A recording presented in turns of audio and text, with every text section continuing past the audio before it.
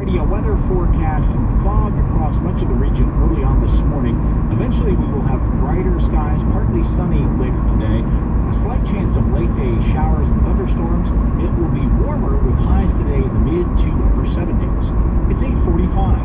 Support for NPR comes from this station and from Jarl and Pamela Moe, thanking the people who make public radio great every day, and also those who listen. From the News Leaders Association, supporting the First Amendment, seeking to empower news leaders to build diverse, sustainable newsrooms to inform and engage communities they reflect and serve.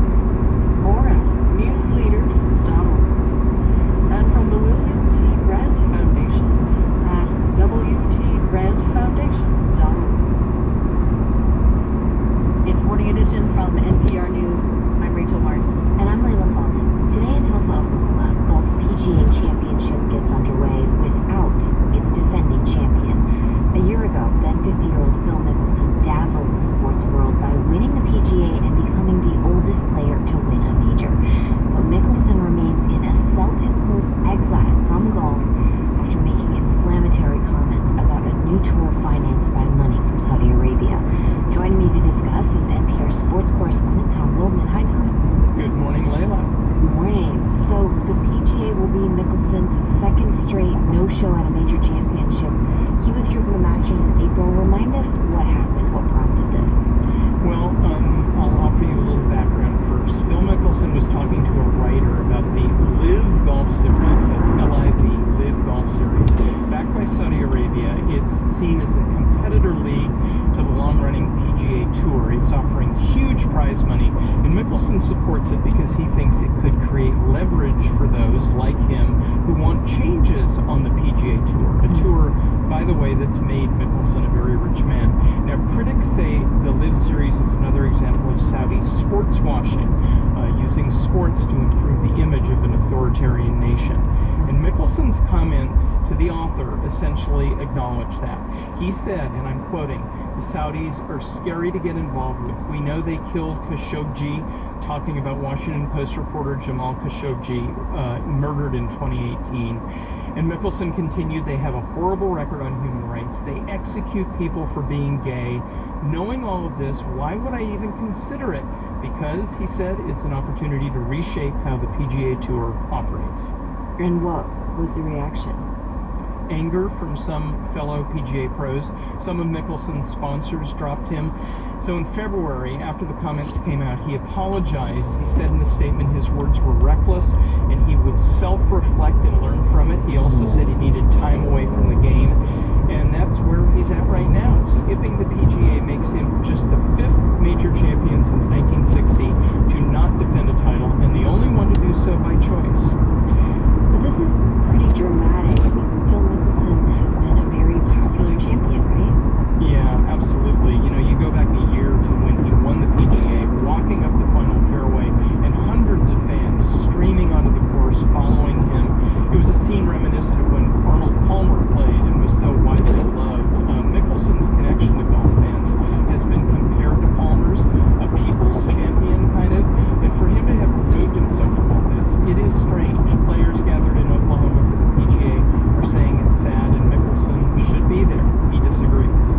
Now, it must be big news because it's even overshadowed Tiger Woods. He's continuing his comeback from last year's serious.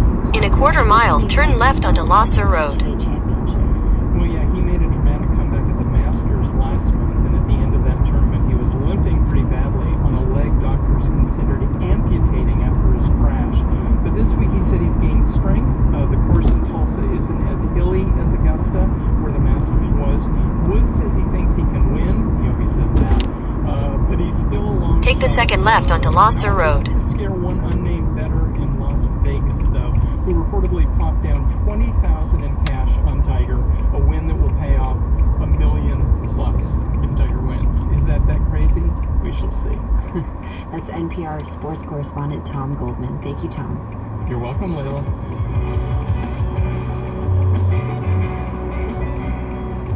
This is Morning Edition from NPR News. I'm Layla Falden. And I'm Rachel Martin. And I'm Dick Trabue, and Morning Edition comes to you here on Michigan Radio, Michigan's NPR news leader. You can always listen live at our website, michiganradio.org. You can also listen on your phone very easily with the Michigan Radio Continue app. on Losser Road for 3/4 of a mile. News Hour from the BBC. Today, President Joe Biden will meet with Finnish and Swedish leaders, but on the same day, there are questions about whether Turkey will block those countries' ability to join NATO. Take a closer look at that story and have much more international news on NewsHour starting in 10 minutes. The Latter-day Saint Temple in Washington, D.C. is a beautiful building and for the last few weeks open to tours. A woman who grew up Mormon revisits her faith on the next All Things Considered from NPR News. Join us for All Things Considered with Michigan Radio's Christina Shockley. That's later today from 4 to 6:30. Support for Michigan Radio comes from the Charles Stewart Moth Foundation, supporting efforts to promote a just, equitable, and sustainable society in its hometown of Flint and communities around the world. More at moth.org. And from Ann Arbor Area Transportation Authority, also known as the RIDE, committed to providing essential services with the goal of assuring Continue on Civic Center Drive for half a mile. in the Ann Arbor Ypsilanti area. More at therideyourway.org. In the Michigan Radio weather forecast, many areas getting off to a foggy start this morning. Eventually, we'll have partly sunny skies. There's a slight chance of late-day showers and thunderstorms. Highs today in the mid to upper 70s. Tonight, mostly cloudy. Still a chance of showers and thunderstorms. Lows in the 60s. Tomorrow, partly sunny in west and mid-Michigan. Showers and thunderstorms possible. Warmer. Highs in the 80s. It's 8:51. The stock market isn't getting any